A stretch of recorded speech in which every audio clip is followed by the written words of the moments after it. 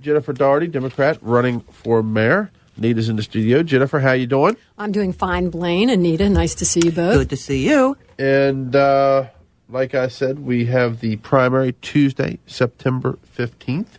And you're back. You're running again. I'm back. I'm running.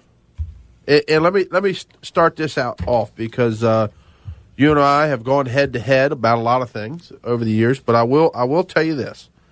I will tell you that I don't see eye to eye with you on. There are things we do see eye to eye on, but I do have to say, and people are going to criticize me for this. I have admired your work ethic. Thank you. I mean, you're out there. You and I work pretty hard. Let me tell you, you're a hard worker. No one could ever take that away from you. I do admire the fact that you're just out there. I have seen you out there pounding on doors and working away. Been on Pump House twice. I've been on Pump House twice. I've been, I'm in my sneaks and walking shoes today. Coming in from, I was down at the south end today and also on the north end. So we're sort of catching up with spots we haven't hit a couple of times yet. And the three-way primary, and you're back, and why are you running again? Well, I'm running because I think I can do a good job. I can take advantage of my business experience and my experience as mayor and the things I learned in losing 4 years ago. Trying to pay attention to what I did wrong and how I can, I guess, play better with others is the way people are trying to describe it. But I think it's just a realization that, I'm interested in government and I'm interested in service.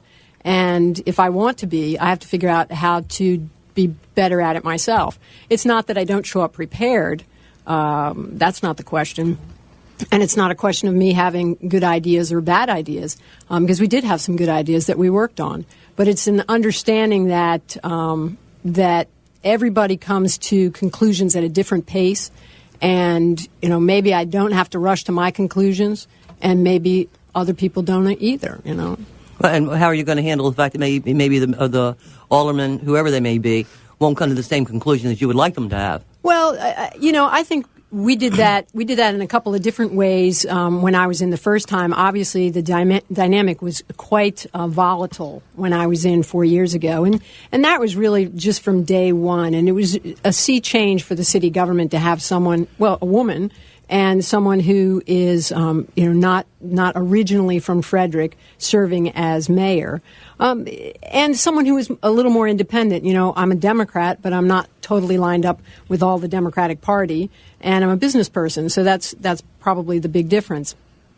I think evaluating the relationships from 4 years ago will make me more understanding of the need to work with the 5 members of the board.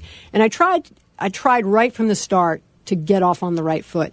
And, and I know it made the newspaper, but when Bill Hall was in the race, I called him and I said, I wish you well. If we have the opportunity to work again together, I hope we can do it for the best of Frederick. And he agreed with that. We both knew it would be a challenge, but I wanted to get off on the right foot. And I did the same thing when the filing deadline came and went for all members of the Board of Aldermen. I sent them all a note saying I wish them well, Republicans and Democrats. So to me, I'm trying to set off on the right foot and trying to see the good ideas that they have and try and be more aware that they want a platform too. The mayor gets a big microphone, but members of the board want a microphone too. And I'm trying to be more aware of that. Well, let me say, I'd said on this show for now, at least a couple of years, that I thought, number one, you could reinvent yourself. Number two is I thought you would run for mayor again. Now, and I think you have reinvented yourself. The question I think people are, I don't want to say leery of, or asking themselves, is it for real? Mm-hmm. Is this for real? Sure. Or if you were able to win the primary and win the general, is a light switch flicked and it's back to the old Jennifer? Sure. Well, or is the new Jennifer here to stay? Well, I certainly think the new Jennifer, or the older, wiser Jennifer, let's say that. I don't think it's a new me. I think it's just, people continue to change. I understand. And we all do. And some people say it's mellowing. I don't know what it is, but we're wiser as we age. And, I think people have tried to test me both in the primary against Andrew Duck and against Roscoe Bartlett last year. I said from the beginning my beef wasn't with anyone in particular. I just thought I brought a better message and a better resume to that race. And Andrew and I were cordial before the race, during the race, and after the race.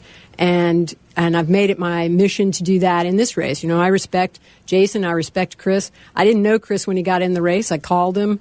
We had lunch together. And, I just think it's fair to respect everybody in the race. And if I demonstrate that respect, I hope they demonstrate that back towards me.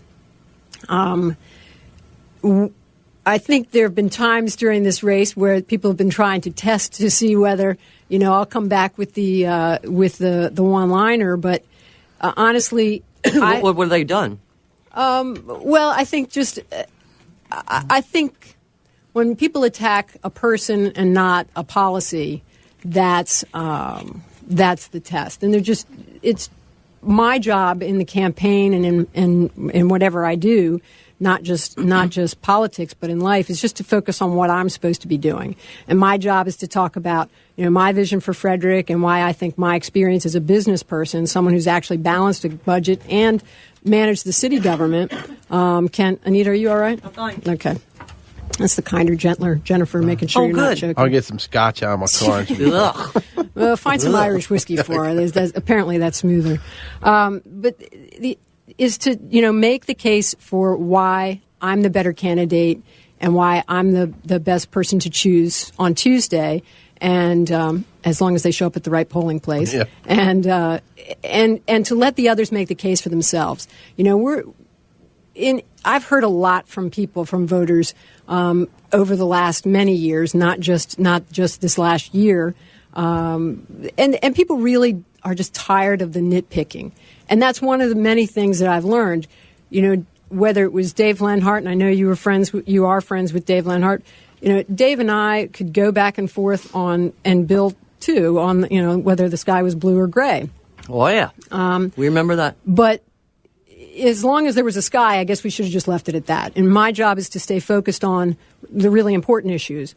I think because I've been a business person involved in the Chamber of Commerce and living and working in Frederick for the last 23 years almost, I think I have a better handle on what to do.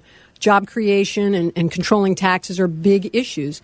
You can't be for job creation and against opportunities for people to come and grow businesses here. You can't criticize the ideas of economic reinvestment tools when those are the tools that you use to bring businesses here. I think these annexations are a good example of understanding what the city needs to do in the next 20 or 25 years. And I'll use the example of, when I was mayor, I came in and we had, based on Jeff Holtzinger's engineering advice, we had a very serious water shortage problem.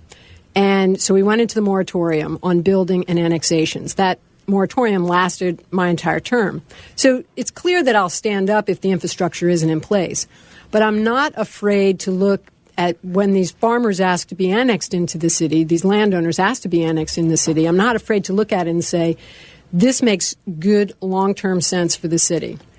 And living up to the comp plan, making sure that the annexation agreements are strong and in the city's best interest, the city taxpayers' best interest, doesn't frighten me. You look at Riverside, and, Blaine, that's a good example of something where you and I didn't see eye to eye on things. There was never a question of believing whether Riverside should develop. I do believe it should develop, and you know how long it's taken, over 20 years. Now, the development is starting to pay dividends, but still there is that question of how can you afford these roads, and making sure the annexation agreements are adhered to so that the city taxpayers don't bear the whole burden. And I think annexation isn't the frightening thing. I think living up to annexation agreements is the important thing. Now, you have, I think you call it 7 steps to lower our taxes. Which I'm always ecstatic about. But there would be some that say, well, during your term, I think Jason even mentioned in his interview, sure, that you raise taxes. Yep. So How can you sit there the second time around and say, well, I'm going to 7 steps to lower taxes, but when in office, taxes went up?